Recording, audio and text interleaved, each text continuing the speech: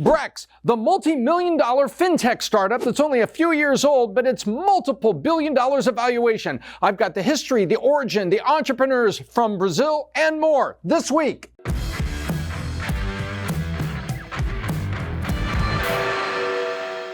Brex.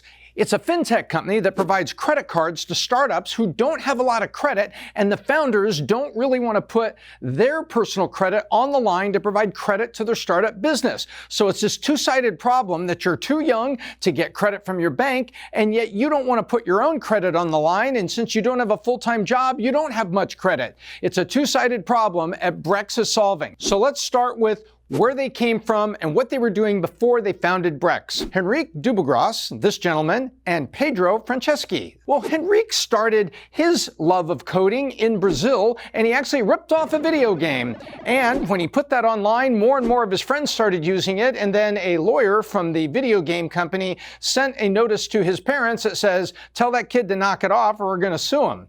Well, so he stopped and knocked it off, and his parents said, I'd like you to really stop with all this hacking and things that you're doing. And he's like, no, Mom, I love coding and I want to keep doing this. Well, it was about that time he goes online, and through Twitter, apparently, he met Pedro. And Pedro Franceschi and him became fast friends and realized they both had a passion for coding and a heart to do something entrepreneurial. And that's where the relationship came together. They actually, along the way, there was also an effort to help Brazilian students get into U.S. colleges that they said failed miserably because they really didn't understand it. So they had the experience of actually trying to start something, discovering it wasn't the best idea in the world, and failing, along with their love of coding and coming together. So that's really something to look at in terms of co-founders coming together, understanding each other, and coming from the same life perspective about what they want to do with startups.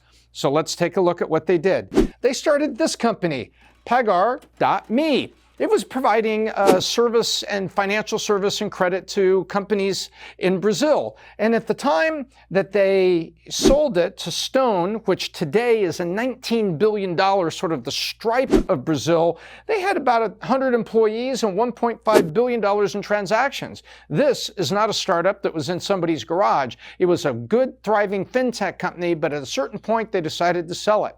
From there, Henrique and Pedro enrolled at Stanford, wanted to come up to Stanford, wanted to do that and go through the American education and take their love of coding and get a great education. These guys are both smart guys and got into Stanford, and here you are, freshmen at Stanford, and you've already been a seasoned entrepreneur with an exit, and say, how did you get here? Well, I'm from Brazil and I've already actually built and sold a company. Well, you're in the right territory because Silicon Valley and the Sand Hill Road, where the venture capital community mostly lives, is right down the street on the backside of Stanford. Well, so here these guys from Brazil are at Stanford, and then they discover that the American education experience isn't what it's cracked up to be, and they say, let's go start a company. Well, they get together and talking, and Henrique, as you recall, had a love of video games and had gotten into slightly legal trouble and ripping off a game, making it available for his friends in Brazil. So they say, hey, let's build a virtual reality company, and let's go and do this. So they get admitted into Y Combinator, and Y Combinator looks at their history and welcome these guys. They decide they're going to drop out of Stanford. They drop out going to Y Combinator, and after 3 weeks of trying to do the VR project, they said, you know what, I don't think we have any idea what we're doing here.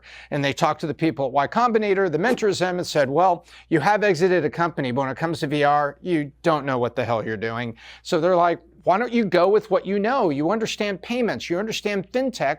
Why don't you look around here for a place in the market to do that? So at Y Combinator, 3 weeks in, they pivoted, and they pivoted to what would become Brex.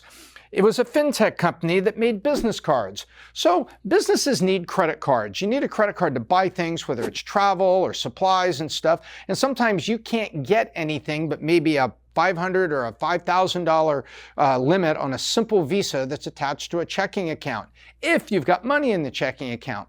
Well, they discovered that from there, it's very hard to get credit beyond that.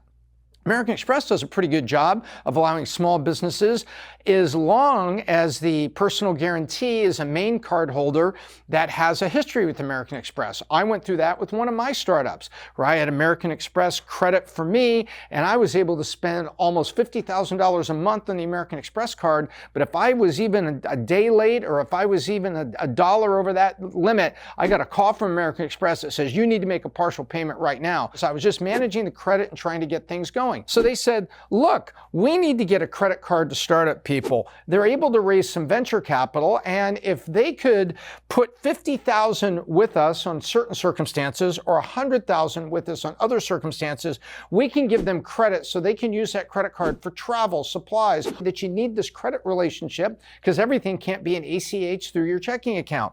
So away they go, and that was the concept for it. A pretty simple concept. Startups need credit cards so they can buy things. Startups can't get credit, and sometimes the people that started the company, unlike me, who started my company after having almost 15 years of experience and history with American Express, if that's day one, no way would American Express given me $50,000 of credit line. Coming out of Y Combinator, it was January of 2017, and it was about $120,000 in seed. That is regular seed money. In a couple of recent case studies, there's people that had $2.5 million in seed, and I'm like, dude, that's not seed. This is really seed, about $120,000 of seed. In April, led mostly by Ribbit, they raised $7 million. Now, you gotta remember, how did they do that? Well, they're coming out of Y Combinator, and they've got a previous success.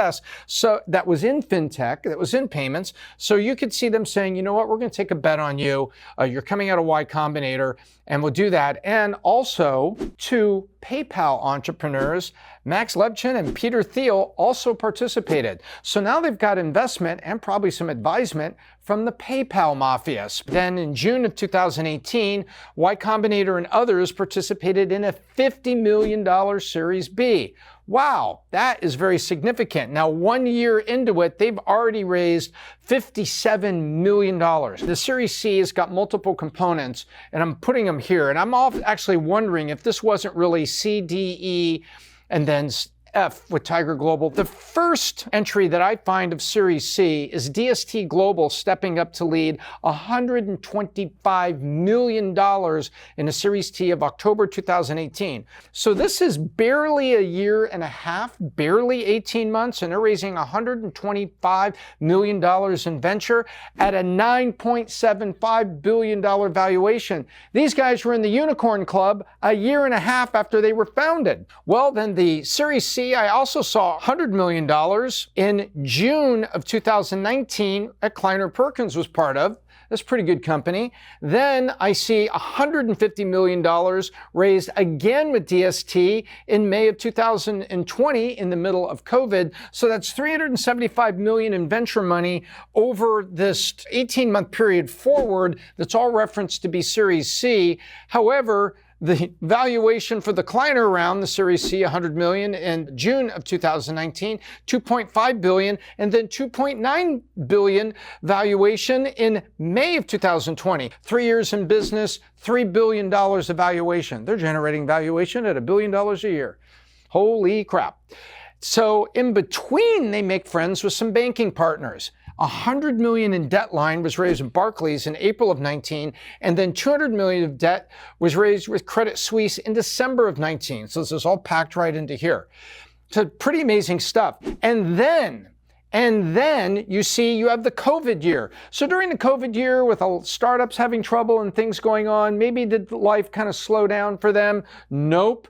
They continued to drive during the COVID year. And as a matter of fact, in this year, April of 2021, they raised $425 million, led by Tiger Global. And you know what that means? Here comes a big valuation, because that's the way Tiger does things. It is a $7.4 billion valuation. Only one word for that is, damn! In exactly 4 years of being in business, they are up to $7 billion in valuation. Now, they are a financial services company that carries incredibly large valuations, based on the sector and the history and the way that things work over there, but this is pretty amazing. Now, why would they drive up to all the way here? Well, there's a couple things going on. The first thing, they had crossed 10,000 corporate customers. So they've got 10,000 customers that are among startups and companies that need this kind of credit, number one.